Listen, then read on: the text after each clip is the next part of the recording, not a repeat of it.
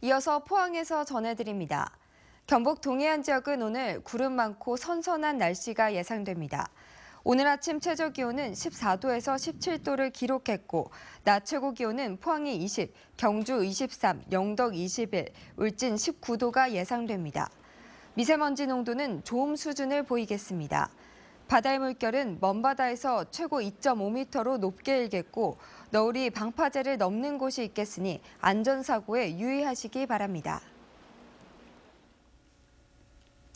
지난해 9월 지진이 발생했던 경주 남서쪽 9km 지역에서 규모 2.5의 지진이 발생했습니다. 기상청은 지진 피해는 없을 것으로 예상한다고 밝혔으며 이 지역에서는 지금까지 크고 작은 여진들이 이어지고 있습니다. 지난해 경주 지진을 제대로 논의하고 대책을 세우자는 움직임이 일고 있습니다. 경주 시민들을 중심으로 지진을 분석하고 방제 대책을 찾아보는 강연과 북 콘서트를 열었습니다. 장미쁨 기자가 보도합니다. 경주 주민 10여 명이 지난해 발생한 지진을 떠올리며 한 권의 책을 냈습니다. 학교 선생님과 일반 직장인, 일본인 등 각자 삶의 현장에서 마주친 지진 이야기를 담았습니다. 지진이 발생한 지 8개월이 지나고 눈에 보이는 피해들은 대부분 복구됐지만 눈에 보이지 않는 크고 작은 상처는 여전하다고 말했습니다. 바깥에서 다른 공사 소리에도 굉장히 민감하게 반응하게 되기 때문에 일상 자체가 편안하지 못한 생활, 그래서 항상 지진을 걱정하고 저희들이 곤두서 있는 그런 생활을 계속하고 있는 것 같습니다. 그럼에도 지진에 대한 높은 불안감 탓에 언제부턴가 말하는 것 자체가 금기시됐다고 털어놨습니다. 관광 경기 활성화에 방해가 된다는 이유로 지진 대책 마련에 줄곧 소극적인 태도를 보인 지자체에 대한 비판도 나왔습니다. 지금 현재 시민은 9.12하고 그렇게 달라지지 않았다. 1년 정도가 지났음에도 불구하고. 그래서 시가 했던 거는 굉장히 아주 행정적인 절차, 굉장히 눈에 보이는 것만 했을 뿐이고. 주민들이 일본의 사례를 참고해 직접 지진 방제 활동에 나서기도 했습니다.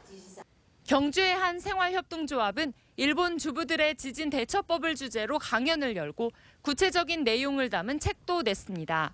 너무 불안하고 공포심만 쌓여가는데 이런 매뉴얼 같은 게 없었어요. 저희들이 알 수 있는, 엄마들이 쉽게 알아볼 수 있는 그런 매뉴얼이 있었으면 참 좋겠다. 뒤늦게 정부 역시 지난 지진 이후 180일간의 기록을 토대로 앞으로의 과제를 정리한 9.12 지진 백서를 발간했습니다. 지진에 대한 막연한 비관론은 지양돼야 하지만 언제 찾아올지 모르는 지진에 대한 철저한 대비가 반드시 이루어져야 한다는 분석입니다. MBC 뉴스 장미쁨입니다. 울진군은 농사일이나 야외 활동을 할 때 야생 진드기에 물리지 않도록 신경 써줄 것을 당부했습니다. 주요 질병으로는 털 진드기나 참 진드기에 물려 생기는 쯔쯔 가무시증이나 중증 열성 혈소판 감소 증후군 등 바이러스 감염병으로 고열이나 근육통, 구토, 설사 증세를 동반합니다. 울진군은 진드기 기피제 5,000개를 농민과 도로변 풀베기 작업자에게 나눠줬으며 야외 활동을 할 때에는 긴팔과 긴 바지, 모자, 토시 등을 착용하고 샤워할 때 몸에 진드기가 붙어 있는지 꼼꼼히 확인할 것을 당부했습니다. 영덕군은 대게로 코스 요리가 가능하도록 상차림 메뉴 개발에 나섰습니다. 영덕군은 오는 13일까지 대게 음식점 운영자와 조리장 50명을 신청받아 대학 조리학과 교수를 초청해 이론과 실습 교육을 실시합니다.